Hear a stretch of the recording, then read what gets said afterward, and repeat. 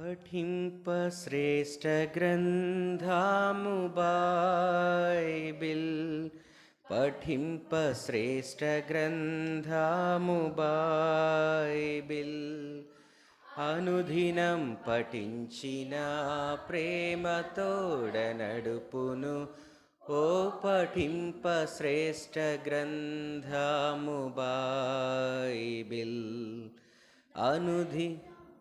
పఠించిన ప్రేమతోడ నడుపును, ఓ పఠింప శ్రేష్ఠ గ్రంథము Bible. The best book to read is the Bible. The best book to read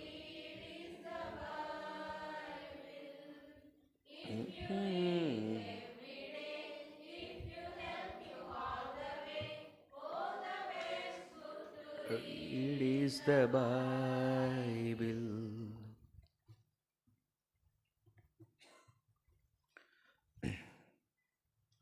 యెషయా గ్రంథం 9వ అధ్యాయం. యెషయా గ్రంథం 9వ అధ్యాయం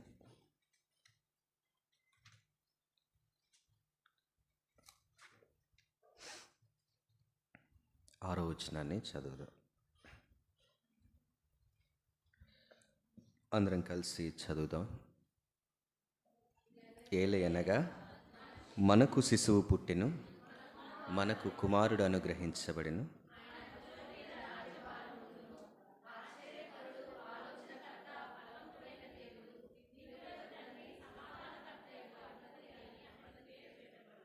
తలలు వంచి ప్రభు సహాయం కొరకు చిన్న ప్రార్థన చేసుకో. అత్యున్నత సింహాసనం మీద ఆసీనుడవై నిత్యము కోటాను కోట్ల దేవదూతల మధ్య పరిశుద్ధుడు పరిశుద్ధుడు అని పొగడబడుతున్న మా కన్న తండ్రి, మీ కొందనాలు స్తోత్రాలు చెల్లిస్తున్నా. నాయన, ఉదయకాలం మీ దాసుని ద్వారా ఆరాధన వర్తమానంలో నీవు మాకు రక్షకునిగా ఏ రీతిగా ఉన్నావో, ఏ రీతిగా మమ్మల్ని రక్షిస్తూ ఉన్నావో, వేటి వద్ద మేము ప్రమాదంలో ఉన్నామో ఆ ప్రమాదాల నుంచి మమ్మల్ని రక్షించారు. దాసుని మరుగు చేసి కొన్ని లేఖన భాగాలు మా వినికిల్లోనికి మీరు తీసుకొచ్చారు. వాటిని విని అంతరంగంలో ఆత్మతో సత్యంతో నిన్ను ఆరాధించే కృపను మాకు అనుగ్రహిస్తూ వచ్చారు. నాయన, మరొకసారి నిదాసుడు నిలిచాడు. నిలిచిన నిదాసుడు ఒట్టివాడు, అయోగ్యుడు, కూర్చున్నెవరికంటే యోగ్యుడు కాదు. దయచేసి చదవబడిన లేఖన భాగంలో నుంచి కొద్ది మాటలు మీరు మాతో మాట్లాడుతూ రండి. మాట్లాడిన ప్రతి మాట కూడా నాయన విడిచిపెట్టకుండా మనసులో ముద్రించబడటానికి, ఆ రీతిగా మా జీవితాలను నడిపించడానికి మీరే కృపను అనుగ్రహిస్తూ రమ్మని, ఆది నుంచి అంతం వరకు మీ చేతులకు మమ్మల్ని అప్పగించుకుంటున్నాం. ఎలాంటి ఆలోచనలు మా మధ్యలోకి రాకుండా ఈ కొద్దిసేపు నీ వాక్యం మీద ధ్యాస ఉంచడానికి సహాయం చేయండి. మీరే మమ్మల్ని అందరినీ మీ హస్తాల్లో భద్రపరచమని, మీ స్వాధీనంలో ఉంచమని, మీ ఆత్మ సంచారం మా మధ్య జరగటానికి కృపను అనుగ్రహిస్తూ రమ్మని, సిలువ చాటున నన్ను మరుగుపరిచి మీ ఆత్మతో అభిషేకించి మీ బలిపీఠపు నిప్పులతో నా పెదాలు కాల్చి ప్రభువా అవసరమైన మాటలు మాత్రమే తీసుకొని రమ్మని మమ్మల్ని అందరినీ మీ చేతులకు అప్పగించుకుంటూ యేసు ప్రభు వారి పేట ప్రార్థిస్తున్నాం తండ్రి, ఆమెన్. రైట్. నాకు సీనన్న చెప్తూ వచ్చారు, మనం ఏ సీజన్లో ఉన్నాం? క్రిస్మస్. ప్రపంచం అంతా కూడా క్రిస్మస్ క్రిస్మస్ అంటూనే ఉందన్నమాట. అన్ని లైటింగ్లు, హడావుడి కదా. ఇంటికి పండగ, ఒంటికి పండగ, పంటికి పండగ, కంటికి పండగ, పండగే పండగ కదా. కానీ ప్రపంచంలో తాను మరణిస్తానని ముందే తెలిసి మరణం కోసమే పుట్టిన వారు ఎవరైనా ఉన్నారు అంటే ఆయన యేసుక్రీస్తు ప్రభు ఒక్కడే. ఎక్కడ పుట్టాలో ఆయనకు ముందే తెలుసు. ఎవరికి పుట్టాలో ఆయనకు ముందే తెలుసు. ఎప్పుడు పుట్టాలో ఆయనకు ముందే తెలుసు. ఎందుకు పుట్టాలో కూడా ఆయనకు ముందే తెలుసు. చాలాసార్లు మానవులంగా పెద్దవారు చిన్నవారిని దీవిస్తున్నప్పుడు దీర్ఘాయుష్మాన్ భవ అంటారు కదా, పిల్లల్ని దీవించేటప్పుడు. తప్పేం కాదు, అది మంచి మాటే. కాబట్టి మనం వాడం కాబట్టి అది కొంచెం విచిత్రంగా అనిపిస్తుంది. దీర్ఘాయుష్మాన్ భవ అంటే నిండు ఆయుష్తో బ్రతుకు అని అర్థం. కానీ ఈయనకు ఆ మాట వర్తించదు. 33.5 సంవత్సరాలే నేను ఉండాలి అన్న సత్యం ఆయనకి తెలుసు. అందుకే చార్ల్స్ స్పర్జన్ అనేటువంటి ఒక దైవజనుడు ఒక మాట అన్నాడు, Christ birth brought man to God. Christ birth brought man to God. Christ death brought man to God. అర్థమైందా? యేసుని జన్మ దేవుణ్ణి మానవుని వద్దకు తీసుకొచ్చింది. యేసుని మరణం మానవుణ్ణి దేవుని వద్దకు తీసుకెళ్ళింది. ఆయన పుట్టింది ఎందుకు అంటే మనం ఆయన వద్దకు వెళ్ళాలని. ఎందుకు ఆయన వద్దకు వెళ్ళాలి అంటే ఇక్కడ చదవబడిన లేఖన భాగాల్లో ఆయనకి కొన్ని మాటలు లేదా కొన్ని బిరుదులు, ఆయనకున్నటువంటి సర్వనామాల్లో చెప్పబడిన కొన్ని నామాలు అక్కడ ఉంది. మనం చదువుదాం. ఆలోచనకర్త, ఆశ్చర్యకరుడు, ఆలోచనకర్త, బలవంతుడైన దేవుడు, నిత్యుడగు తండ్రి, సమాధానకర్తయగు అధిపతి. అన్ని మాటలను మనం ధ్యానం చేసుకోలేం, కానీ ఈ రోజున సమాధానకర్త అనేటువంటి మాటను ఈ రోజున మనం ఆలోచన చేద్దాం. ఇవేమి మర్మాలేం కాదు, తెలిసిన సంగతులే మనకి. కాకపోతే మరొకసారి మీకు జ్ఞాపకం చేస్తున్నాను అంతే. రండి, ఆదికాండం 3వ అధ్యాయం 23-24 వచనాలు చదివితే, అతడు ఏ నేల నుండి తీయబడినో దాన్ని సేద్యపరచుటకు ఏదేని తోటలో నుండి అతనిని పంపివేసెను. అప్పుడు ఆయన ఆదామును వెళ్ళగొట్టి ఏదేను తోటకు తూర్పు దిక్కున కెరూబులను జీవవృక్షమునకు పోవు మార్గమును కాయుటకు ఇటు అటు తిరుగుచున్న ఖడ్గజ్వాలలను నిలవబెట్టెను. మనందరికీ తెలుసు ఏదేని వనంలో జరిగింది ఏమిటి అంటే, ఆది మానవుడు దేవునితో సమాధానాన్ని కోల్పోయినటువంటి సందర్భం అది. ఏ సమాధానంతో అయితే మానవుడు దేవునితో ఉండాలనుకున్నాడో, ఏ సమాధానంతో అయితే దేవుడు మానవునితో జీవితాన్ని కొనసాగించాలనుకున్నాడో, ఆ సమాధానాన్ని కోల్పోయినటువంటి సందర్భం. మరలా తిరిగి దేవుడు తన వద్ద ఉంచుకోవటానికి ఇష్టపడలేదు. తాను చేసినటువంటి పాపం ఏం చేసింది అంటే దేవుని వద్ద నుంచి మానవుణ్ణి వెళ్ళగొట్టేసింది. అంతకుముందు పరిస్థితులు వేరు. రోజు మాట్లాడుకునేవాళ్ళు, రోజు పలకరించుకునేవారు. ఆదాం, ఏంటి సంగతులు, ఏం చేసావు ఇవాళ అంటే, ప్రభువా ఆ చెట్లన్నీ చూసావు కదా, వాటికి ఇవాళ నీళ్లు పెట్టాను నేను. ఆ చెట్టు అయితే అసలు కాయట్లేదు ప్రభువా, అందుకే మళ్ళీ పాదు దవ్వాను, ఎరువేశాను. ఇలాంటి సంభాషణలు ఉండేవి. ఎందుకంటే ఆయన చేసే పని అదే కదా, ఇంకేం పెద్ద పని ఏం లేదు అక్కడ. ఇలాంటి ఆరోగ్యకరమైనటువంటి వాతావరణం నుంచి మానవుడు దేవునితో మాట్లాడలేనంత అనారోగ్యకరమైన పరిస్థితిలోనికి వెళ్ళిపోయాడు. దేవుని ఉగ్రత మానవుని మీదకి వచ్చినటువంటి సందర్భం అది. వెళ్ళగొట్టడం అనేది చిన్న విషయం కాదు. ఒక తండ్రి తన కుమారుని ఇంటిలోంచి వెళ్ళగొట్టాడు అంటే అర్థం ఏంటి చెప్పండి? ఏ స్థాయికి వెళితే, అతని యొక్క ప్రవర్తన ఏ స్థాయికి వెళితే ఆ కుమారుడు వెళ్ళగొట్టబడతాడు? అతని యొక్క ప్రవర్తన ఎంత భయంకరంగా ఉంటే, లేదా తండ్రిని ఎంత గాయపరిస్తే తల్లిదండ్రులంగా మనం పిల్లల్ని బయటికి వెళ్ళగొట్టే పరిస్థితి వస్తుంది చెప్పండి. చదవటానికి లేఖనం చాలా సింపుల్గా కనిపిస్తుంది, కానీ దేవుని అంతరంగం గాయపడినటువంటి సందర్భం అది. దేవుడు కన్నీరు పెట్టుకున్నటువంటి సందర్భం అది. ఆ రోజు నుంచి ఈ రోజు వరకు మానవుడు చేసేటువంటి పని ఏమిటి అంటే దేవుణ్ణి గాయపరుస్తూనే ఉన్నాడు ఏదో ఒక రకంగా. తెలియక వాళ్ళు గాయపరుస్తున్నారు బయట వాళ్ళు, తెలిసి తెలిసి మనం గాయపరిచేటువంటి పరిస్థితులు గుండా ఈ విషయం. దేవుని ఉగ్రత నుంచి తప్పించాలి అంటే మరలా దేవుడే రావాలి, ఎవరు తప్పించలేరు. ఇశ్రాయేలీల మీద అనేక సార్లు దేవుని ఉగ్రత వచ్చినప్పుడు ప్రవక్తల మధ్యలోకి వచ్చి మధ్యవర్తిత్వం వహించి నిన్ను గురించి లోకం ఏమనుకుంటుందని అడ్డుపడినప్పుడు దేవుడు ఆగిపోతాడు. కానీ ఆగినంత మాత్రాన ఇశ్రాయేలీలు చెరలోకి వెళ్లకుండా ఉన్నారా? న్యాయాధిపతుల గ్రంథం చూస్తే మనం 8 సార్లు వారు చెరకు అప్పగించబడతారు. ఒకసారి 2 సార్లు అంటే ఆపగలడు మానవుడు, ప్రతిసారి ఎవరు ఆపాలి దేవుని ఉగ్రత నుంచి? అంటే ఆ ఉగ్రత నుంచి మానవుణ్ణి తప్పించాలి. దేవుడే మానవుణ్ణి, ఆ దేవుణ్ణి సమాధానపరచాలి.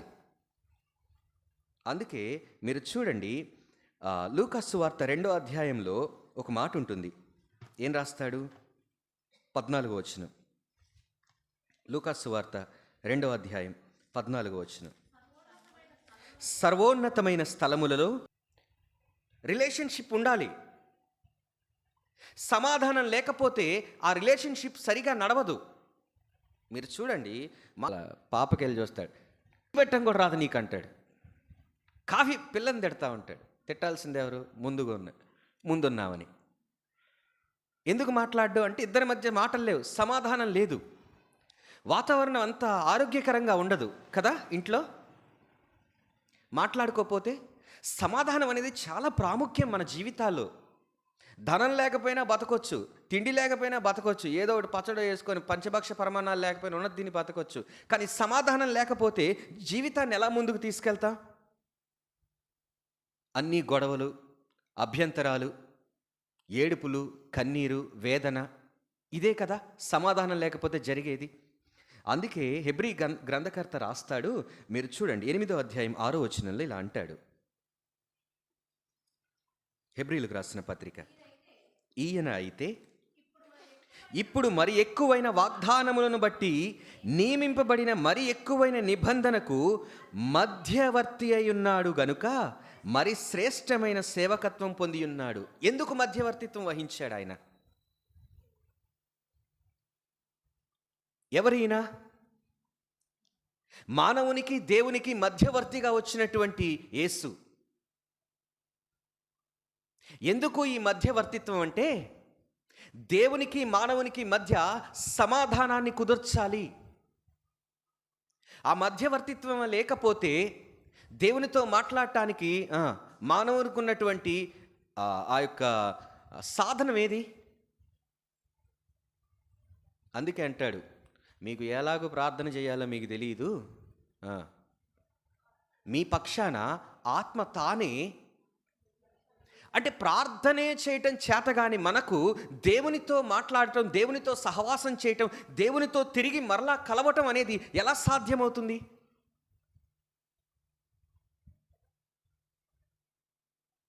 లోకమంతా ఆయన బాలుడు, వచ్చాడు, పుట్టాడు పశువుల పాకలో. ఇక కొంతమంది అయితే ఎక్స్ట్రీమ్కి వెళ్ళి ఓ పాకేసి చర్చిలో లైటింగ్ పెట్టి, చిన్న బొమ్మ పెట్టి, చుట్టూ మనుషులను పెట్టి ఆయన బాలుడా అంతటితో ఆగిపోయాడా వచ్చి? అందుకే ఓ భక్తుడు రాస్తాడు, పశుశాలలో నీవు పవలించినావు, పరమాత్ముడవు నీవు, పసిబాలుడవు కావు, పసిబాలుడవు కావు. వచ్చింది బాలుడుగానే, కానీ వచ్చిన ఆయన ఎవరు? పరమాత్ముడు, సమాధానకర్త, మధ్యవర్తిత్వం వహించడానికి వచ్చినవాడు. అంతేకాదు, ఆయన దేని కొరకు వచ్చాడో మత్తయి తన పత్రికలో రాస్తాడు. చూడండి, తన సువార్తలో 20వ అధ్యాయం 28వ వచనం.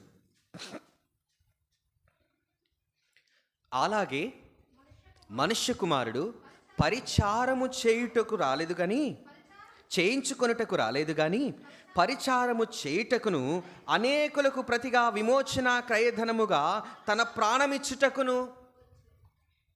దేనికొచ్చాడు? ఎలా వచ్చింది ఆ సమాధానం? ఎలా తీసుకొని వచ్చాడు? ఆయన వచ్చింది మరణించటానికి. ఆయన వచ్చింది మనలను దేవునితో కలపటానికి. ఆయన వచ్చింది మనకు దేవునికి మధ్యవర్తిత్వం వహించటానికి. ఏ సమాధానాన్నైతే మానవుడు కోల్పోయాడో, ఏ దూరాన్నైతే మానవుడు దూరం చేసుకుంటూ వస్తున్నాడో దేవుని దగ్గర నుంచి, ఆ దూరాన్ని తగ్గించి నిన్ను నన్ను ఆయనతో కలపటమే ఆయనకున్నటువంటి ప్రధానమైనటువంటి పని. The main machine of Jesus Christ అదే. అయితే కొన్ని సంగతులు మనం ఈ రోజున చూద్దాం. ఆయన మధ్యవర్తిత్వం వహించడం ద్వారా మానవునికి జరిగినటువంటి మేలేమిటి? ఆయన మధ్యవర్తిగా, సమాధానకర్తగా భూమి మీదకి రావటం వలన మానవుని జీవితంలో ఏం జరిగిందో చూద్దాం. యోహాను సువార్త 1వ అధ్యాయం 14వ వచనం.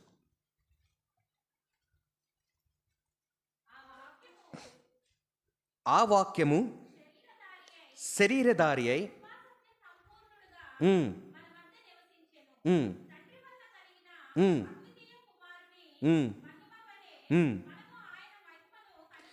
మనమును ఆయన మహిమను ఏంటంట కనుగొంటిమి. దేని కొరకు వచ్చాడు ఆయన? దేని కొరకు మధ్యవర్తిత్వం వహిస్తున్నాడు? సమాధానకర్తగా భూమి మీదకి రావటానికి గల కారణం ఏమిటి అంటే, ఈ మట్టి దేహాలను ఆయన మహిమగల దేహానికి మార్చటం కొరకు, ఆ మహిమలోనికి తీసుకువెళ్ళటం కొరకు. అందుకే ఫిలిప్పీ పత్రికలో ఒక మాట రాస్తాడు, మీరు చూడండి. ఏమంటాడు? 3వ అధ్యాయం అనుకుంటా, 21వ వచనం చూడండి. ఫిలిప్పీలకు రాసిన పత్రిక 3వ అధ్యాయం. సమస్తమును తనకు లోబరచుకొన జాలిన శక్తిని బట్టి ఆయన మన దీన శరీరములను తన మహిమగల శరీరమునకు, ద ఈక్వల్, సమరూపము అన్న మాట మీరు అండర్లైన్ చేసుకొని ఆలోచించండి. ఒకసారి ఇలా ఆలోచిద్దాం. మన దేహం ఎలాంటిది చెప్పాలి, మన శరీరం ఎలాంటిది? ఈరోజు పాతి పెడితే 3వ రోజు తీస్తే 6వ నెల అంటారు. అంతేనా? గుర్తుపడతామా? ఏదన్నా యాక్సిడెంట్ అయ్యి ఈ ముక్కిట్లా పోతే ఇదేనా? కానీ నశించిపోయేటువంటి ఈ శరీరం కోసం ఎంత పాకులాటో కదా మనకి. నాకు సంతూర్ సబ్బు పడదు, నాకు లక్ష సబ్బు పడదు,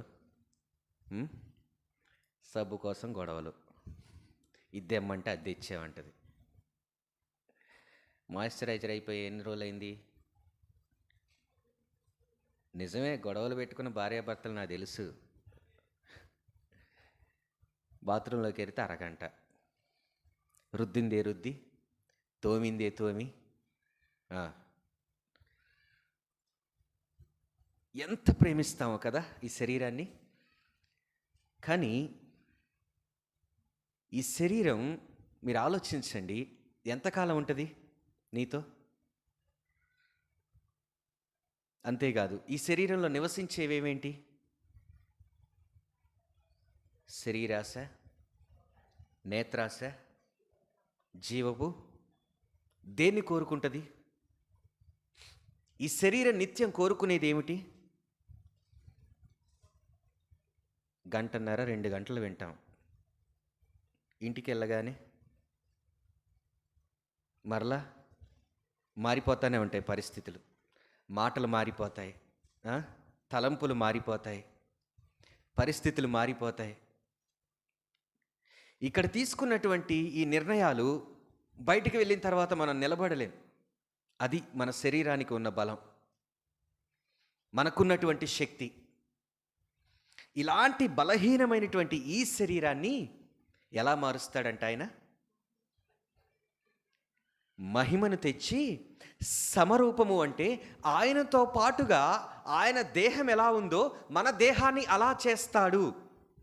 ఆ రోజున రూపాంతరపు కొండ మీదకి తీసుకెళ్ళినప్పుడు పేతురు అంటాడు, ప్రభువా మనం ఇక్కడే ఉందా? నీ కోటి కట్టేస్తాను, మోషే కోటి కట్టేస్తాను, ఏలియా కోటి కట్టేస్తాను. ఎందుకన్నాడు? ఏం చూశాడు? పేతురు ఏం చూశాడు?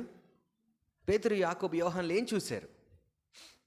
ముగ్గురు చూశారు, కానీ తెగించి మాట్లాడింది పేతురు ఒక్కడే. ఎందుకంటే అందరికంటే పెద్దోడు కదా, ప్రతిసారి ఏనే మాట్లాడతాడు, ఏనే తిట్లు తింటా ఉంటాడు.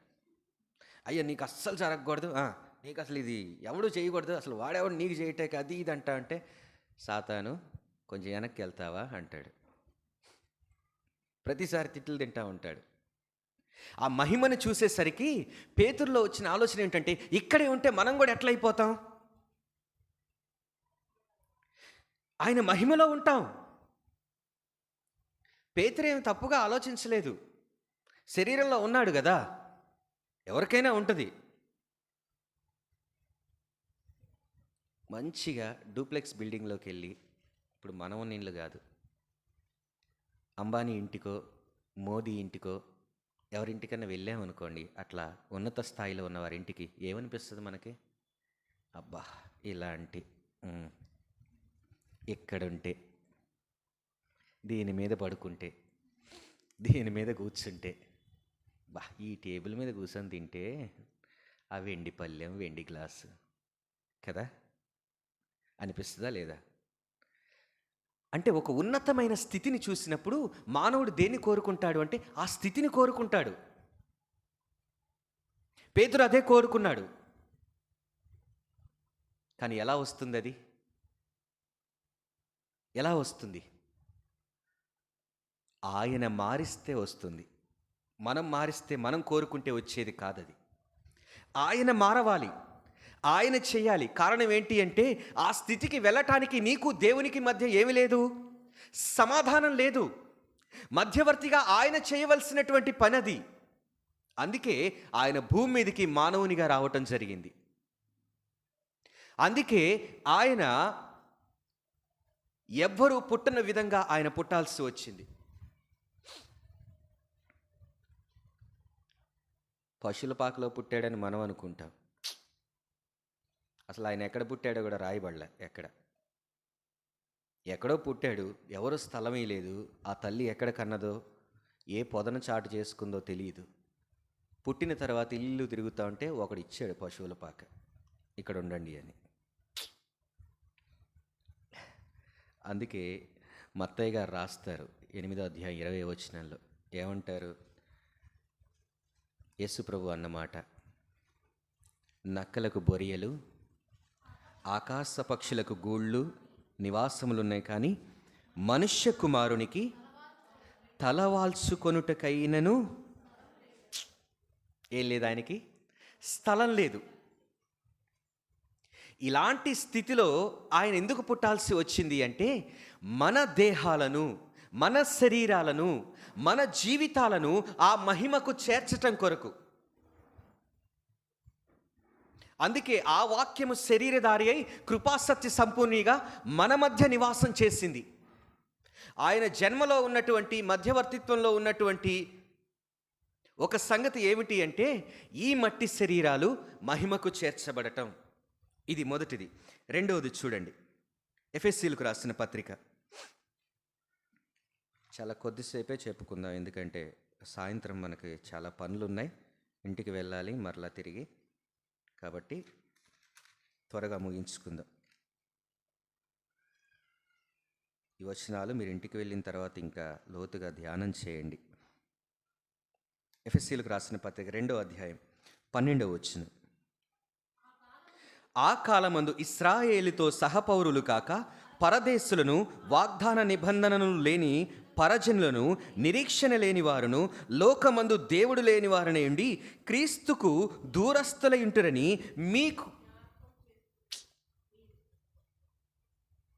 ఇప్పుడు జ్ఞాపకం చేసుకోండి, నేను ఇలా చదువుతాను. అహరోను, ఆ కాలమందు నీకు ఇశ్రాయేలీయులతో సహపౌరులుగా లేవు, నువ్వు పరదేశివి, వాగ్దానం లేదు నీకు, నువ్వు పరజనుడివి, నిరీక్షణ లేదు నీకు, లోకమందు దేవుడు లేనివాడిగా నీవున్నావు, క్రీస్తుకు దూరం అయ్యావు. అది జ్ఞాపకం చేసుకో. మీ పేరు పెట్టి మీరు చదువుకోండి. ఇవన్నీ మనకు సంబంధించినవి కాదా? ఎవరు మనం? పరదేశులు, అంతేగా? మనకొక నివాసం ఉందా? చెప్పండి. అదేంటండి మాకు ఇల్లులు లేవా అంటారు. మీ తాతగారు, మీ ముత్తాతగారు మీ ఇంట్లోనే ఉన్నారా? మీ ముత్తాత మీ ఇంట్లోనే ఉన్నాడా? ఇప్పుడు మీరున్నారు, ఎంతకాలం ఉంటారు? గవర్నమెంట్ ఉద్యోగాలకు అప్లై చేసినప్పుడు 2 అడ్రస్లు రాస్తాం: పర్మనెంట్, టెంపరరీ. విచిత్రం ఏంటంటే 2 టెంపరరీయే. ఏది పర్మనెంట్? అది తెలియక పర్మనెంట్ అనగానే టిక్ కొట్టేస్తాం. ఇది నా పర్మనెంట్ అడ్రస్. చూడండి, ఆధార్ కార్డు చినిగిపోద్దిగా ఎప్పుడొకప్పుడు, ఇక్కడ ఉండంగా. అందుకే అంటున్నాడు, నువ్వెంత చక్కగా కట్టుకున్నా, ఎంత శుభ్రంగా ఉంచుకున్నా, చిన్న మరకబడితే పెద్ద యుద్ధం చేస్తాం ఇంట్లో కదా. తీసిన వస్తువు తీసిన చోట పెట్టకపోతే అయిపోయిందే మేడం గారి పని. ఆయన వచ్చేసరికి ఏం మరక కూడా కనపడకూడదు, అంతే. ఏం చేస్తున్నావు ఇంట్లో ఉండి అంటాడు. తిని కూర్చోవటం తప్ప నీకేమీ చేత కాదు. ఇల్లు నీట్గా పెట్టుకోవాలని తెలీదా? మనుషుల కంటే ఇంటిని బాగా ప్రేమించేవారు నేను. అమ్మ వాటర్ తాగండి కొన్ని. ఇంటిని, వస్తువుల్ని బాగా ప్రేమించేవారు ఉన్నారు. ప్రేమించొద్దని నేను చెప్పట్లేదు, కానీ మనిషికి ఇవ్వనంత విలువ వస్తువులకి, ఇక్కడ విడిచిపెట్టే వాటికి ఇస్తూ ఉంటాం మనం. ఆయన అంటున్నాడు, మన సంగతి చెప్తున్నాడు. ఎవరమంట మనం? పరదేశులం కంటే ముందు ఒక మాట అన్నాడు, మనం సహపౌరులము. ఎవరి కోసం వచ్చాడు ఆయన? నేను నశించిన ఇంటి వారి వద్దకే వచ్చి తిని కానీ మీకోసం కాదు అంటాడు. ఇశ్రాయేలీయుల వద్దకే వచ్చానయ్యా నేను అంటాడు. వారికి చెందవలసినవాడు, వారి కోసం వచ్చినవాడు. కానీ మనల్ని ఎలా చేశాడు ఆయన? సహపౌరులుగా చేశాడు, అంతేనా? పరదేశులుగా ఉన్నటువంటి మనలను మరణం తరువాత మనకొక పర్మనెంట్ అడ్రస్ ఏర్పాటు చేశాడు. చనిపోతే ఎక్కడికి వెళ్తాం? నిత్యత్వానికి వెళ్తాం. అందులో సందేహం ఉందా? ఇటు అంత డౌట్ చూస్తున్నారు. పరలోకం రారా? ఇక్కడే ఉంటారా? ఏమో బెదరు, నాకైతే నమ్మకం లేదు. మనల్ని నిత్యత్వానికి తీసుకువెళ్తాడు ఆయన. అది ఎలాంటి రాజ్యం మరి? అదేమన్నా టెంపరరీయా? దేవుడు నివాసం చేసేటువంటి ఆ ప్రాంతం టెంపరరీయా? ఇప్పుడు మనం ఉండేది టెంపరరీ లైఫ్, కానీ అది శాశ్వతమైన లోకం. అశాశ్వతమైన మన జీవితాలను మహిమకు మార్చి శాశ్వతమైన లోకంలో నివాసాన్ని ఏర్పాటు చేయటానికి ఆయన భూమి మీదకి వచ్చాడు. ఇదే క్రిస్మస్ అంటే. పరదైసులుగా ఉన్నటువంటి మనలను ఆయన రాజ్యానికి తీసుకువెళ్ళి ఆయనతో పాటుగా ఆయన రాజుగా ఉండవలసిన ఆ రాజ్యంలో మనల్ని కూడా కింగ్స్, రాజుల్ని చేశాడు. అందుకే అంటాడు, మీరు రాజులైన యాజక. ఊరికే వాడిన మాటలు కాదవి. వాస్తవానికి రాజుగా ఉండటానికి ఉండవలసిన క్వాలిటీస్ మీరు చెప్పండి. రాజుకు ఉండాల్సిన క్వాలిటీస్ చెప్పండి. అది యుద్ధం బాగా చేయాలి. ఎన్ని యుద్ధాలు చేశారు? సీర దగ్గర ఓడిపోయా, బంగారం దగ్గర ఓడిపోయా, టీవీ దగ్గర ఓడిపోయా, అత్తమామల దగ్గర ఓడిపోయా, భార్య దగ్గర ఓడిపోయాం, భర్త దగ్గర ఓడిపోయాం కదా, ఇంటి పక్కన వాళ్ళ దగ్గర ఓడిపోయాం, స్నేహితుల దగ్గర ఓడిపోయాం. ఇంకొక అడుగు ముందుకేసి చెప్పాలి అంటే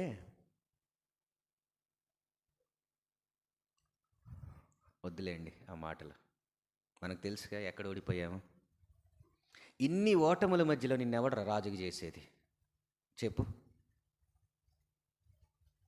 ఆ ఓటములన్నీ నీ పక్కన రాసి ఫ్లెక్సీ కట్టించి ఇక్కడ నిలబెట్టి నేను పక్కన పెడితే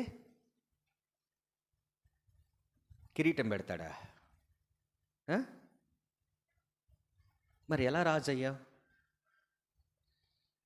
ఆయన రాజ్యంలో కూర్చోటానికి అర్హత ఏమిటి మనకి? ఏ అర్హత లేని మనల్ని తీసుకెళ్ళి ఆయన పక్కన కూర్చోబెట్టడానికి, రాజులుగా తనతో పాటుగా ఒక స్థానం ఇవ్వటానికి ఆయన భూమి మీదకి వచ్చాడు. వచ్చినవాడు రాజుగా వచ్చాడా? వచ్చినవాడు రాజుగానే వచ్చాడా? పుట్టడానికి కూడా స్థలం లేనివాడిగా వచ్చాడు. అందుకే హేరోదు దగ్గరికి వచ్చినప్పుడు వాళ్ళు అంటారు, యూదురు రాజు రాజుగా పుట్టిన వాడిని చూడటానికి వచ్చామంటాడు. ఈడికి కాలిపోద్ది.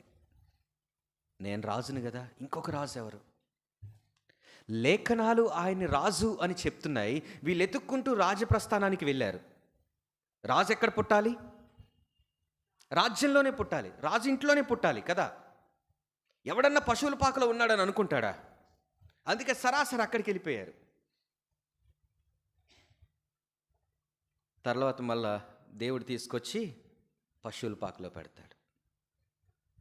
అని మనం అనుకునేటువంటి రాజ్యం కాదది. ఈ రోజున ఉన్నటువంటి అధికారం కాదిది. ఈ రోజున క్రైస్తవ్యం అంతా పోరాడేది దేనికోసం అంటే డినామినేషన్లు, అధికారం అధికారం అధికారం. ఈ అధికారాలు కాదు, కొట్టుకు చస్తున్నారు తెలుసా బయట అధికారాల కోసం. నేను ట్రెజరరీ, నేను సెక్రటరీ, నేను ఉండాలి, నేను పాడాలి, నేను చదవాలి, నేను చెప్పాలి, నేను కొనాలి, నేను చెయ్యాలి. కొట్టుకుంటున్నారు అధికారాల కోసం. ఎక్కడో బయట ఉండాల్సిన కొట్లాటలు, అధికారాలు సంఘాల్లోనికి వచ్చాయి. ఇవన్నీ బయట చూస్తాం మనం రాజకీయాల్లో. అధికారం కోసం తండ్రిని చంపినోడు ఉంటాడు, కొడుకుని చంపినోడు ఉంటాడు, తల్లిదండ్రులను చంపినోళ్ళు ఉంటారు, అన్నదమ్ములను చంపినోళ్ళు ఉన్నారు. అవన్నీ బయట జరుగుతాయి. కానీ క్రైస్తవ్యానికి జరబడ్డాయి ఇవన్నీ. కారణం ఏంటంటే అధికారం. ఏ అధికారం కావాలి మనకి? ఎక్కడ రాజుగా ఉండటానికి పిలువబడ్డాం మనం? ఇక్కడ. అందుకే ఆయన ఇక్కడ సేవకునిగా వచ్చాడు. ఆయన రాజరికం ఇక్కడిది కాదు, ఇక్కడ పని చేయటానికే వచ్చాడు. మనల్ని కూడా పని చేయమనే చెప్పారు ఆయన కొరకు. కానీ ఒక దినం రాబోతుంది, ఆ రోజున నువ్వు పనివాడివి కాదు. ఎవరు? You became a king, you became a queen.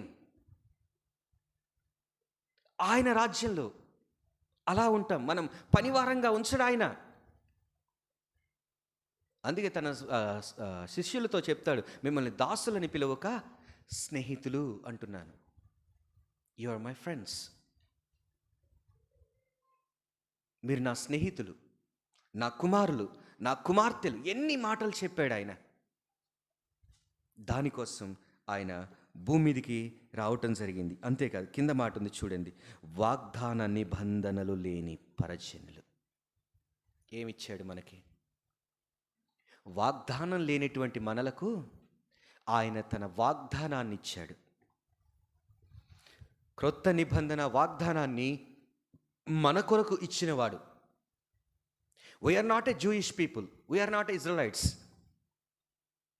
మనం ఆయన ఏర్పాటు చేసుకున్న సొంత జనాంగం ఏం కాదు. మనం దత్తపుత్రాత్మ కలిగిన వారం. Actually we are not worthy. మనం అర్హత కలిగిన వాళ్ళం ఎంత మాత్రం కానే కాదు.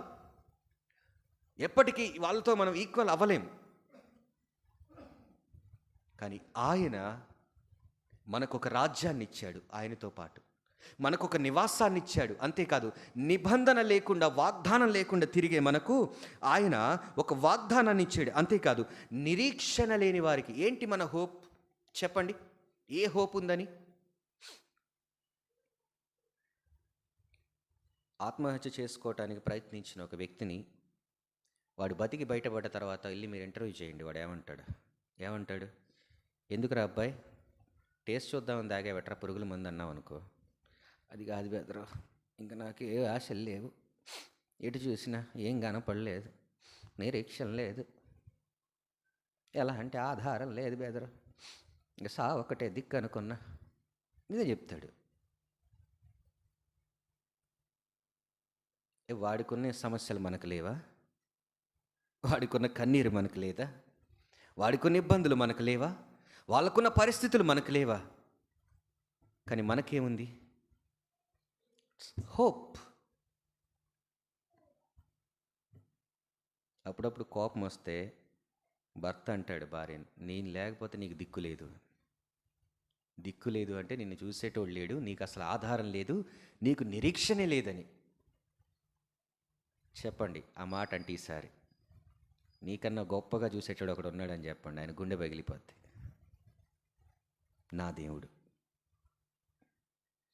నీకన్నా గొప్పగా పట్టించుకునేవాడున్నాడు, నీకన్నా గొప్పగా ప్రేమించేవాడున్నాడు, నీకన్నా గొప్పగా పలకరించేవాడున్నాడు, నీకన్నా గొప్పగా నా కన్నీరు తుడవగలిగిన వాడున్నాడు. నా నిరీక్షణ ఆయన, నా ఆధారం ఆయన. My future hope is my lord. నా భవిష్యత్ నిరీక్షణ ఆయన. ఎన్ని శ్రమలైనా, ఎన్ని ఇబ్బందులైనా, ఎన్ని కష్టాలైనా ఇక్కడి వరకే. కలకాలం నాకుంచడు. అందుకే శ్రమలను గురించి అంటాడు, చులకనైన శ్రమ అంటాడు. కొంచెం మాత్రమే ఉంటుందంట, కొద్దిసేపు మాత్రమే ఉంటుంది. ఈ కొద్దిసేపు శ్రమలకు ఎన్ని సనుగుతామో, ఎన్ని గొనుగుతామో, అసలు నిరీక్షణే లేనట్టు మాట్లాడతాం మనం. అంతా అయిపోయింది ఇక జీవితం అన్నట్టు. ఎప్పుడన్నా మీ మనసులోనికి ఆలోచన వచ్చినప్పుడు ఇది జ్ఞాపకం పెట్టుకోండి, నీకున్న నిరీక్షణ నీ దేవుడు. అది నీకు ఇవ్వటం కోసమే ఆయన భూమి మీదకి వచ్చాడు. అంతేకాదు, ఇంకా రాస్తున్నాడు, ఏమంటున్నాడు? లోకమందు దేవుడు లేని వారయుండి క్రీస్తుకు దూరస్తులై ఉంటిరి. ఇది చాలా ప్రాముఖ్యం. అన్న చెప్తూ వచ్చారు, మనం ఎవరం చిన్నప్పటి నుంచి దేవుడిని నమ్మిన వాళ్ళమేం కాదు. ఎవడు కోరుకున్నాడు దేవుడు కావాలని? చెప్పండి. మీలో ఉన్న ఇక్కడ కూర్చున్న మనలో ఎవరం కోరుకున్నాం ఆ దేవుడు కావాలని? పుట్టగానే యేసయ్యా అన్నావా? ఏడవకపోతే నర్సు ఇట్లా ఎల్లకెళ్ళ పడుకోబెచ్చి అక్కడ బీకింది. ఏడ్చుకుంటూ పుట్టాం.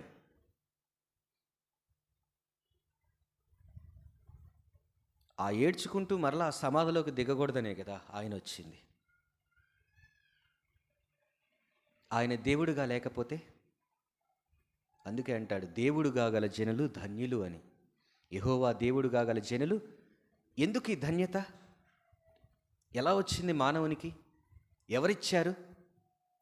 దేవుడు లేకుండా నీ ఇష్టానుసారంగా బ్రతికేటువంటి మన బ్రతుకులకు ఒక నిరీక్షణ, ఒక నిబంధన, ఒక వాగ్దానం, ఒక రాజ్యాన్ని, ఒక ఆధారాన్ని ఏర్పాటు చేసిన వాడెవరు? ఈరోజున పశువుల పాకలో పుట్టాడు అనుకుంటున్నావే, ఆయనే. ఆయన దేవుడుగా భూమి మీదకి వచ్చాడు. దేవుడై ఉండి మానవునిగా వచ్చాడు. ఆ మానవ జీవితం నిన్ను నన్ను ఆ దేవుని వద్దకు తీసుకువెళ్ళటానికి 33.5 సంవత్సరాలు ఆ పవిత్ర జీవితాన్ని ఆయన జీవిస్తూ వచ్చాడు. దేవుడు దొరక్కపోతే ఏమైపోయేవాళ్ళని చెప్పండి. నేను అప్పుడప్పుడు అనుకుంటాను, నా మనసు మారింది అంటే నాకే ఆశ్చర్యం అనిపిస్తుంది. అసలు మారటానికి ఎలాంటి అవకాశం లేని మనసులు మనవి. ఎంత కఠినమో కదా. ఈ అంతరంగాన్ని మార్చిన వాడెవడు చెప్పండి? స్టోర్టుపురం తెలుసా మీకు? విన్నారా పేరు? ఎవరుంటారు? పరిశుద్ధులు, నిష్కలంకులు, నిర్దోషులు, వాళ్ళే ఉంటారా? ఎవరుంటారు స్టోర్టుపురంలో? కరుడు కట్టిన దొంగలు ఉంటారు. ఒకసారి ఒక సేవకుడు వాక్యం చెప్పడానికి వెళ్ళాడంట స్టువర్ట్పురానికి. అక్కడ ఒక వ్యక్తి సాక్ష్యం చెప్తున్నాడు. ఆ మీటింగ్స్లో సాక్ష్యం చెప్తూ, ఒకప్పుడు నేను దొంగని. ఎంతటి దొంగనంటే, మా బజార్లోకి ఏదైనా కారు వస్తే ఆడు 10 నిమిషాలు లోపలికి వెళ్ళి బయటకు వచ్చేసరికి ఆ కారు టైర్లు ఉండవు, ఇంజన్ ఉండదు, ఏముండవు, పైకి బాడీ ఒక్కటే కనిపిస్తుంది, లోపల ఏముండవు, అన్నీ మాయమైపోతాయి. అంత తలాంతులు కలిగిన వాళ్ళు, మామూలు టాలెంట్ ఫెడోస్ కాదు. ఒకసారి దొంగతనం చేసి సిఐకి దొరికిపోయాడంటాడు. దొరికిపోతే సిఐ అడిగాడంట, వాడు చేసిన దొంగతనాన్ని చూసి, అరే ఎట్లా చేసినవరా అసలు ఇది, అన్ని తాళాలు వేస్తున్నాయి, అన్ని లాకులు పెట్టున్నాయి, అసలు ఇంత టాలెంట్, అసలు ఒంటి మీద బంగారం ఎట్ట తీసినవరా నువ్వు? అది మా టాలెంట్ సార్, మేము చేయగలం అన్నాడంట. లేదురా, నువ్వేదో చేసావు, నాకు అనుమానం వస్తుంది, నువ్వే తీసావా లేకపోతే ఆమె తీసి ఇచ్చిందా నీకు, ఏం లేదండి నేనే దొంగతనం చేశాను అన్నాడంట. నేను నమ్మనురా అన్నాడంట. సరే మీరు నమ్మాలంటే ఇంకో దొంగతనం చేసుకొని వస్తే నన్ను వదిలిపెట్టండి అన్నాడంట. ఈ సిఐ పందెం కట్టిండి వాడితో. ఆ దొంగతనం ఈ దొంగతనం కాదు, కానీ నేను వచ్చేటప్పుడు మా ఆవిడ గ్రీన్ కలర్ శారీ కట్టుకుంది, ఆ శారీ తీసుకొని రా అన్నాడంట. సరే వదిలిపెట్టండి ఒక అరగంట అన్నాడు. అరగంట వదిలేస్తే అరగంట తర్వాత చీర పట్టుకొని వచ్చాడంట. ఇక సిఐకి గుండెల్లో రైలు పరిగెడుతున్నాయి, భయం వేస్తుంది. మావిడి కట్టుకున్న చీర ఈడి చేతిలోకి ఎట్టొచ్చిందిరా. ఇప్పుడు ఆమె నమ్మాలా వద్దా? ఇంటికాడన్నా ఈడికి ఎందుకు ఇచ్చింది, ఎలా ఇచ్చింది? ఈ సిఏ, అరే నీకు దండం పెడతారా, ఎట్ట తెచ్చినావు చెప్పరా అంటే, మీరే అన్నారుగా చేయలేమని, చేశాను చూపించాను అన్నాడు. చూపించినావు లేరా, చూశానురా, నీకు దండం, నాకు ముందు టెన్షన్ అవుతుందిరా, ఎట్ట తెచ్చినావురా చెప్పరా, దొంగతనం ఎట్లా చేసినవరా అంటే, వాడు అంటాడు, నేను వెళ్ళేసరికి ఆమె పడుకుందండి, కిటికీలోంచి సిరంజి తీసుకొని సిరంజిలో నీళ్లు తీసుకొని ఆ మీదకి ఇట్లా కొట్టాను, ఇటు పక్క దడిసింది, మళ్ళీ ఇటు తిరిగింది, అటుపక్క కొట్టాను, ఇటు దడిసింది, మొత్తం దడిసేసరికి చీర బయట ఆరేసి వేరే చీర కట్టుకుంది, ఆరేసిన చీర తీసుకొచ్చా అన్నాడట. అప్పుడు ఈ సిఐ కొంచెం గుండె, అమ్మయ్య ఏం జరగలేదన్నమాట. చెప్తూ ఆ దొంగ అంటాడు, సాక్ష్యంలో చెప్తాడనమాట, కానీ ఇప్పుడండి కేజీ బంగారం మా ముందు పెట్టినా ముట్టుకోమండి, 10 లక్షల రూపాయలు ఇక్కడ పెట్టినా వాటి వైపు కన్నెత్తి కూడా చూడవండి. మా బ్రతుకులు మార్చినవాడు మా దేవుడు. ఆ దేవుడే దొరక్కపోతే ఈ రోజున మా బతుకులు ఇలా ఉండేవి కాదు.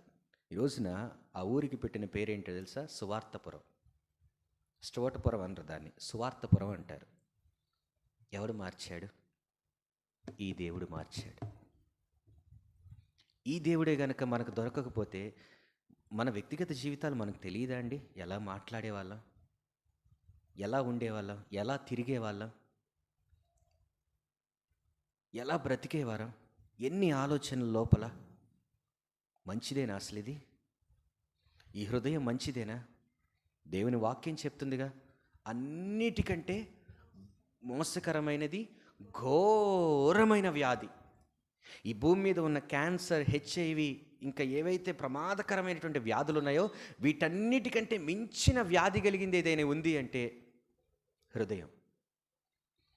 ఈ హృదయాన్ని మార్చడానికి ఆయన వచ్చాడు. అందుకే స్టీవెన్సన్ ఒక పాట రాస్తాడు, మనసున్న మంచి దేవా నీ మనసును నాకిచ్చావా, మనసు మలినమైన నాకై మనిషిగా దిగి వచ్చావా, నా మదిని కోవెలగా మలుచుకోవయా, నా హృదిని రారాజుగా నిలిచిపోవయా, మనసున్న మంచి దేవా. ఆయన మనస్సును మనకివ్వటానికి, మలినమైనటువంటి ఈ మనస్సును మార్చటానికి, ఈ హృదయంలో ఆయనే దేవుడుగా కొలువై ఉండటానికి ఈ భూమి మీదకి వచ్చినవాడు. అందుకే అంటున్నాడు, ఏమంటున్నాడు? దేవుడు లోకమందు దేవుని లేనివారునై ఉండి క్రీస్తుకు దూరస్తులై ఉంటిరి. ఎంత దూరంగా ఉన్నాను చెప్పండి? ఎవరైనా దగ్గరికి వెళ్ళగలరా?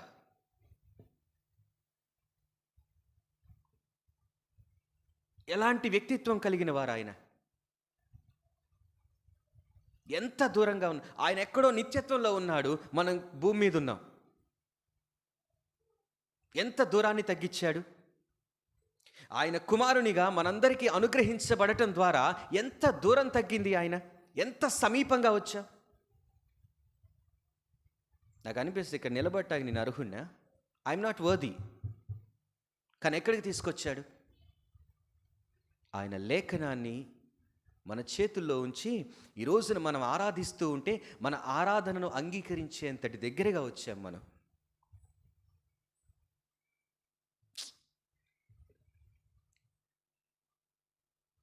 కానీ కొన్ని జీవితాలు ఇంకా దూరంగానే ఉన్నాయి. కొన్నిటి వద్ద దేవునికి చాలా దూరంగా బ్రతుకుతున్నాం. అన్నీ మారాయని మనం అనుకుంటున్నాం, కానీ ఇంకా కొన్ని అలానే ఉన్నాయి, మారలేదు ఏమీ. ఇంకా దూరమైన విషయాలన్నీ మన అంతరంగాల్లో మనకు తెలుసు ఎక్కడున్నాయో. కానీ ఆయన ఆ దూరాన్ని తగ్గించడానికే వచ్చాడు. ఆయన జన్మలో ఉన్నటువంటి రహస్యం అది. చూడండి, 3వ సంగతి చెప్తాను. అపోస్తుల కార్యాల గ్రంథం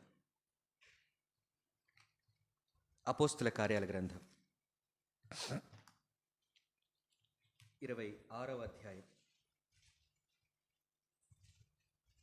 18వ వచనం. ఉమ్, ఉమ్, ఉమ్, ఉమ్, ఉమ్. నేను ఈ ప్రజల వలన అన్యజనుల వలనను హానికి కలగకుండా నిన్ను కాపాడేదను. వారు చీకటిలో నుండి వెలుగులోనికి, సాతాను అధికారము నుండి దేవుని వైపునకు తిరిగి నా యందలి విశ్వాసము చేత పాపక్షమాపణను, పరిశుద్ధపరచబడిన వారిలో స్వాస్థ్యమును పొందునట్లు వారి కన్నులు తెరచుటకై, అక్కడ రాస్తున్నాడు, వారు చీకటిలో నుంచి వెలుగులోనికి, సాతాను అధికారములో నుంచి. ఈ మధ్యవర్తి ఏం చేశాడు మనకు? ఎక్కడి నుంచి ఎక్కడికి తీసుకెళ్తున్నాడు? సాతాను అధికారంలో నుంచి దేవుని వైపుకు తిప్పడం. ఎంత గొప్ప సంగతి ఆలోచించండి.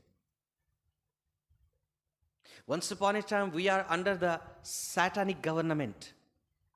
వాడి ప్రభుత్వం కింద ఉన్నాం ఒకానొక రోజున. కానీ ఈ రోజున ఎక్కడికి వచ్చాం? ఆయనకు సమీపంగా వచ్చాం, ఆయన వైపుకు తిరిగాం. ఏమైనా డౌట్ ఉందా? ఇంకా అక్కడే ఉన్నారా? వాడి అధికారంలోనే ఉన్నారా? అబద్ధాలు ఆడే వాళ్ళని చూసి ప్రభు అంటాడు, మీరు మీ తండ్రి అయినా కదా, అబద్ధాలు ఆడితే ఎక్కడున్నావు? ఇంకా ఎన్ని అబద్ధాలు? నిజమే చెప్తున్నారా? నిజాలే మాట్లాడుతున్నారా? చెప్పండి. అధికారం కింద లేము అని మీ ఆలోచన వస్తే, ఒక్కటి అబద్ధం గురించే చెప్తున్నాను ఎగ్జాంపుల్, అదొక్కటి ఆలోచించండి. మనమేని మాట్లాడుతున్నాం, మన పిల్లలకి ఎన్ని నేర్పిస్తున్నాం? ఎవరో వస్తారు, ఆయన బయటికి పంపించి పిల్లోని లేడని చెప్పరా అంటాడు. వీడు కూడా అదే చెప్తాడు, మా నాన్న లేడని చెప్పమన్నాడండి అంటాడు.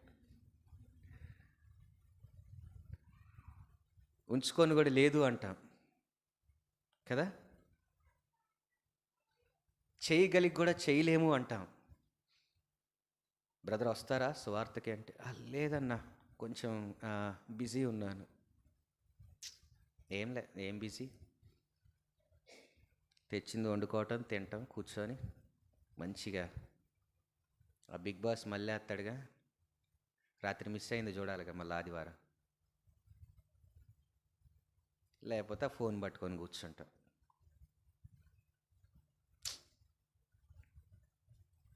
ఎన్ని మన జీవితాల్లో ఉన్నా ఆయన ఇంకా మనల్ని క్షమిస్తూ, ఇంకా మనకొక అవకాశం ఇస్తూ, ఆయన వైపుకు తిరగటానికి ఆయన వాక్యాన్ని మన ముందుకు ఎలా తీసుకొస్తున్నాడో ఆలోచించండి. మన జీవితాల్లో ఇంకా ఏమేమి ఉన్నాయో ఆ బల్లను ఇంకా నడుస్తున్నామా? వాడే మనకు లీడర్గా ఉంటున్నాడా? లేదు తిరిగి దేవుని వైపుకు మనం నడిచామా? ఆ అక్కడ అంటున్నాడు, ఎంత గొప్ప మాటలు రాస్తున్నాడో చూడండి. చీకటిలో నుంచి వెలుగులోనికి, సాతాను అధికారం నుంచి దేవుని వైపుకు తిరిగి నా యందలి విశ్వాసము చేత క్షమాపణ పరిశుద్ధపరచబడిన వారిలో స్వాస్థ్యము పొందినట్లు వారి కన్నులు తెరుచుటకై. అంటే వాడి అధికారంలో ఉన్నవారు ఎలా ఉన్నారు అంటే కళ్ళు మూసుకొనే ఉన్నారు. కళ్ళు మూసుకొని నడిస్తే ఏం జరిగిద్ది చెప్పండి? కళ్ళు మూసుకొని నడవండి ఒకసారి. నడిచారు ఎప్పుడన్నా కళ్ళు మూసుకొని? దేనికి తగులుతామో తెలియదు, ఏం తగిలిద్దో తెలియదు, ఏమి దాటి వెళ్తామో తెలియదు, ఏం పోగొట్టుకుంటామో తెలియదు. ఒక వ్యక్తి చాలా భారంతో ప్రార్థన చేస్తున్నాడంట. ప్రభువా, ఈ పరిస్థితి ఏంటి? ఎన్నో సంవత్సరాల నుంచి ఇదే పేదరికం, ఇంక నాకు అభివృద్ధి లేదు, ఏదో ఒకటి చేయి నువ్వు. అసలు బాగా విసిగిస్తున్నాడు దేవుణ్ణి. అప్పుడు దేవుడు అనుకున్నాడంటే సర్లే వీడిని ఎట్టన్నా బాగు చేద్దాం అనుకొని వాడు రోజు నడిచే దారిలో మూట వేసాడంట. అందులో అన్నీ పెట్టి వీడు బాగుపడిపోతాడు, ఇంకా బాగుపడతాడు చూద్దామని వేసి వాడు నడిచే దారిలో అట్లా ఉంచితే ఆ రోజున వస్తున్నాడు ఆ దారిలో, రోజు వచ్చే దారే. దానికంటే ముందు వీడికి ఇంకొక వ్యక్తి ఎదురయ్యాడు. ఆ వ్యక్తికి 2 కళ్ళు లేవు. ఏమో ఎక్కడికి వెళ్ళి వస్తున్నావు అన్నాడు. అంటే నేను పలానా చోటు నుంచి వస్తున్నాను, పలానా చోటుకి వెళ్తున్నానంటే, అబ్బా అంత దూరం 2 కళ్ళు లేకుండా బాగానే ప్రయాణం చేస్తున్నావు అంటే, నేను రోజు వెళ్ళే మార్గమేనండి, నాకు అలవాటే అన్నాడంట. వెళ్ళిపోయాడు. అప్పుడు వీడు ఇంకొక ఆలోచన, రోజు వెళ్ళే మార్గంలో 2 కళ్ళు లేనోడే నడిస్తే 2 కళ్ళు ఉన్న నేను రోజు వెళ్ళే మార్గమే కదా ఇది, నేను కూడా కళ్ళు మూసుకొని ఎందుకు నడవలేను అనుకున్నాడంట. వీడికి వచ్చినటువంటి పనికి మాలిన ఆలోచన. దేవుడు ఏదో బాగు చేద్దామంటే అలాగే కళ్ళు మూసుకొని నడిచాడంట. నడుచుకుంటూ నడుచుకుంటూ నడుచుకుంటూ మూట దాటి వెళ్ళిపోయాడు. కొంత దూరం వెళ్ళి కళ్ళు తెరిచి, అమ్మో చాలా కష్టంగా ఉంది, నడవలేకపోతున్నా అని చెప్పి కళ్ళు తెరిచి నడుచుకుంటూ వెళ్ళిపోయాడు. కొన్ని జీవితాలు బాగు చేద్దామన్నా బాగుపడవు కదా. దేవుడు బాగు చేద్దామని ఒక అవకాశం ఇచ్చినా సరే ఆ అవకాశాన్ని తీసుకోవటానికి ముందుకు రాలేనటువంటి దుస్థితిలో ఉంటాయి. ఎన్నిసార్లు మాట్లాడుతున్నాడు ఆయన, ఎన్ని వాక్యాలు, ఎన్ని వర్తమానాలు, ఎంత ప్రత్యక్షత. నీ అంతరంగాన్ని తాకినా సరే వాటిని కఠినపరుచుకుంటూ కళ్ళు మూసుకొని ముందుకు వెళ్తున్నట్టుగా అది దాటి వెళ్ళిపోయేటువంటి పరిస్థితి. ఎలా బాగుపడతాం? వాడి అధికారంలో ఉన్న వాళ్ళందరూ ఇట్లే ప్రవర్తిస్తారు. కళ్ళు మూసుకొని దాటేయటమే మూటలు.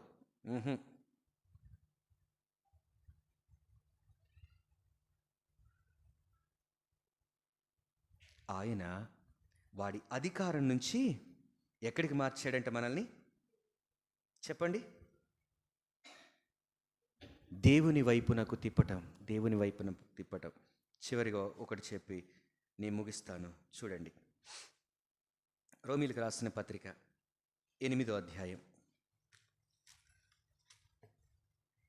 త్వరగా ముగిస్తానని చెప్పి మళ్ళీ టైం ఎక్కువ తీసుకుంటే తిడతారు నన్ను. 8వ అధ్యాయం 3వ వచనం. శరీరమును అనుసరింపక ఆత్మను అనుసరించే నడుచుకొను మనయందు ధర్మశాస్త్ర సంబంధమైన నీతి విధి నెరవేర్చబడవలెనని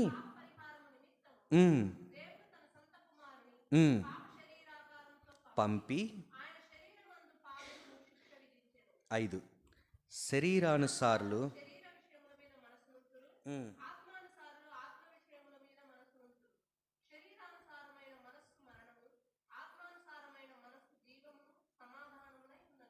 అది శరీరానుసారులుగా బ్రతకవలసిన మనలను ఆయన రాక, ఆయన జన్మం, ఆయన మధ్యవర్తిత్వం ఏం చేసిందంటే ఆత్మానుసారులుగా మార్చటానికి సహాయపడింది. ఇదివరకు మాట్లాడేవాళ్ళం, ఇప్పుడు మాట్లాడతామా? గుడింతాలు, ఒత్తులు, పొల్లులు. చెప్పండి, అర్థమైందా నేను చెప్పింది? లోకం భాష ఇదివరకు మాట్లాడేవాళ్ళం కోపం వస్తే. ఇప్పుడు మాట్లాడతావా ఎంత కోపం వచ్చినా? ఇదివరకు తిట్టేవారం, ఇప్పుడు తిడతామా? ఇదివరకు కొట్టేవారం, ఇప్పుడు కొడతామా? చెప్పండి. ఇదివరకు ఎదురు చెప్పేవాళ్ళం, ఇప్పుడు చెప్తామా?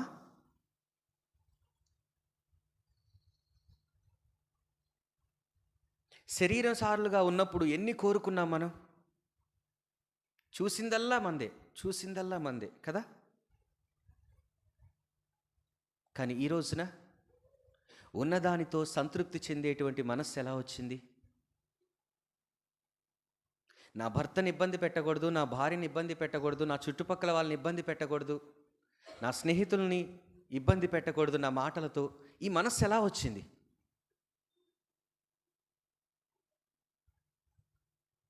ఆయన రాక వల్ల వచ్చింది. అందుకే ఆ మాట వాడాడు, పంపి అన్న మాట.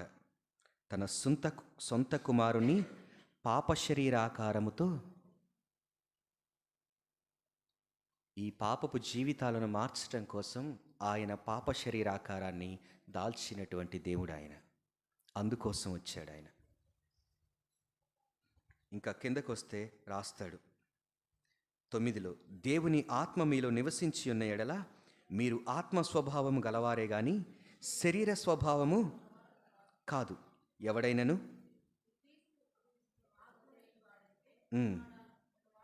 14లో అంటాడు, దేవుని ఆత్మచేత ఎందరు నడిపించబడుదురో.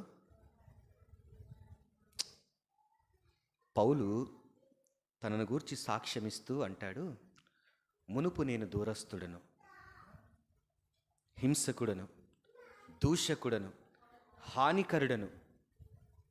ఎంతటి భయంకరుడు చెప్పండి. ఆరాధిస్తున్న సంఘాన్ని బయటికి లాగి చంపినటువంటి అనుభవం కలిగినవాడు. తన కళ్ళ ముందు ఒక వ్యక్తి చనిపోతా ఉంటే ఆ వ్యక్తి మరణానికి సమ్మతించినవాడు. ఇలాంటి మనస్సు కలిగినవాడు అంటాడు, క్రీస్తు అనుభవించిన శ్రమలలో ఏవైనా కొదువుగా ఉంటే అవి నా మీద వేసుకోవటానికి, నేను అనుభవించడానికి, నా శరీరం మీద వాటిని ఫుల్ఫిల్ చేయటానికి ఐఎమ్ రెడీ. ఎలా వచ్చింది మనస్సు? ఒకరిని చంపేటువంటి స్థితి నుంచి తను ప్రభువు కోసం చచ్చేటువంటి స్థితికి ఎలా మార్చగలిగాడు? ఎలా మారాడు?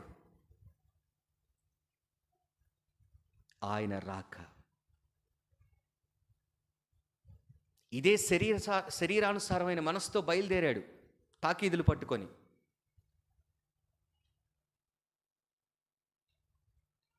మధ్యాహ్నం వేళ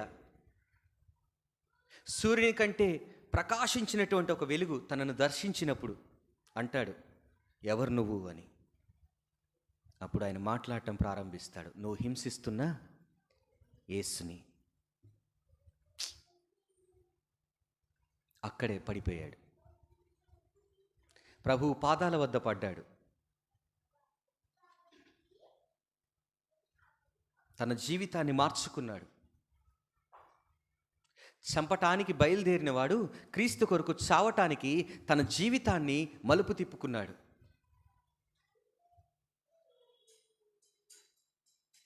ఈరోజున బలలో చేవేసే మనం, మన శరీరానుసారమైన మనస్సు మారనంత కాలం ఆ బలలో చేవేసే అర్హత మనకు లేదు. అది గుర్తుపెట్టుకోండి. ఏ విషయాల మీద మనం మనసు ఉంచుతున్నాం? వేటి మీద మనం ఆనందిస్తున్నాం చెప్పండి. ఆత్మానుసారులు ఆత్మ సంబంధమైన విషయాల్లో ఆనందిస్తారు. మందిరానికి వెళ్ళటం ఆనందం, వాక్యం వినటం ఆనందం, పరిశుద్ధులతో కలిసి సహవాసంతో కలిసి సువార్త చేయటం ఆనందం, సహవాసంలో పాలు పంపులు పొందటం ఆనందం.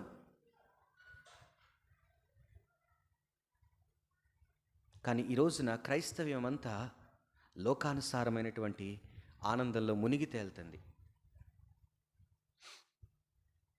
ఈ రోజున క్రిస్మస్ అంతా కూడా ఎంటర్టైన్మెంట్ క్రిస్మస్ అయిపోయింది. ఆత్మానుసారమైన క్రిస్మస్లు ఎక్కడా లేవు.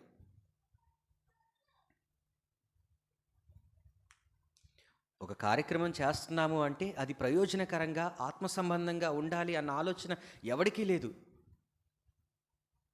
వయసుకు వచ్చిన యవనస్తులను స్టేజ్లు ఎక్కించి పిచ్చి పిచ్చిగా ఎగిరేలా చేస్తున్నారు. పిచ్చి పిచ్చి పాటలు. అది క్లబ్బో మందిరమో అర్థం కాదు ఈ రోజున. ఆ లైటింగులు, ఆ పొగలు ఎవడ పెట్టమన్నాడు? ఆ పొగ పెడితే ఎవడికెవడు కనిపించి సావడు. వాక్యం చెప్పడానికి వస్తాడు, నిలబడితే ఆ వాక్యం చెప్పేటోడే కనపడ్డు, మధ్యలో పొగ. ఎందుకురా ఈ పొగ? నువ్వేమన్నా ధూపం వేస్తున్నావా దేవునికి? వేలకు వేలు ఎంటర్టైన్మెంట్కి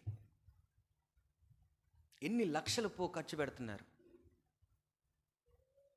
ఈ మధ్య ఒక ఆయన చేసుకున్నాడు బర్త్డే, 40 లక్షల రూపాయలు ఖర్చు అయినాయి అంటే తెలుసా? ఎవడు సొమ్మండి అది? ఎంతోమంది తిని తినక కూడబెట్టి వాళ్ళ కష్టార్జితాన్ని దేవుని సేవకు అనిస్తే వాళ్ళ విలాసాలకు, వాళ్ళ వ్యక్తిగత జీవితాలకు వాడుకుంటున్నారు. ఇదా ఆత్మసారమైన మనస్సు? ఇదేనా ఆత్మానుసారమైన మనస్సు? వేటి మీద మనస్సు ఉంచుతున్నారు? వేటికి ప్రాధాన్యతలు ఇస్తున్నారు? ఆ స్థాయికి తగినట్టు వాళ్ళు చేస్తున్నారు, మన స్థాయికి తగినట్టు మనం చేస్తున్నాం. మన పిల్లలకు చెప్పుకోలేకపోతున్నాం మనం, ఇది వద్దు అని, ఇది మంచిది కాదు అని, ఇది దేవునికి ఇష్టం ఉండదు అని. మన పిల్లలకు మనం నేర్పించుకోలేకపోతున్నాం. కారణం ఏంటంటే మనం నేర్చుకోవట్లేదు కదా ముందు, ఇంకా వాళ్ళకేం నేర్పిస్తాం?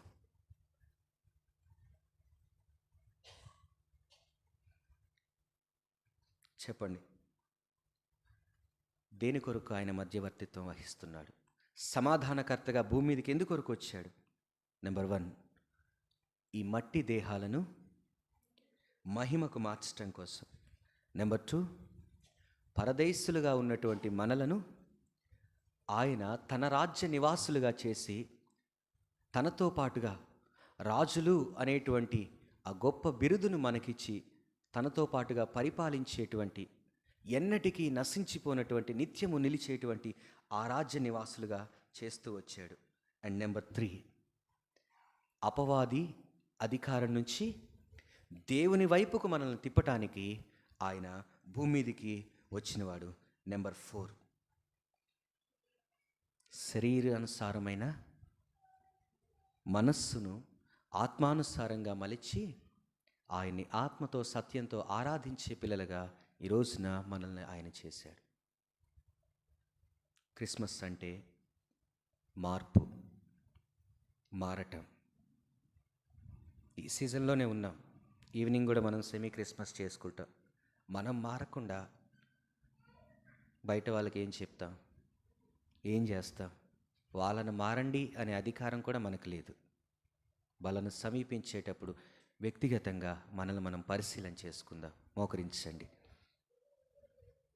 ఇంకా ఏవైనా మారవలసినవి, ఇంకా అపవాది అధికారంలో ఉన్నటువంటి ఏదైనా ప్రవర్తన నీలో ఉందా?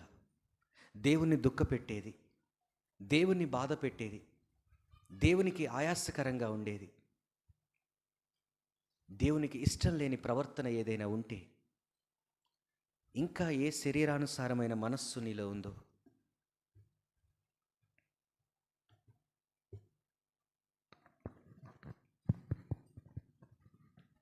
మార్చుకుందాం.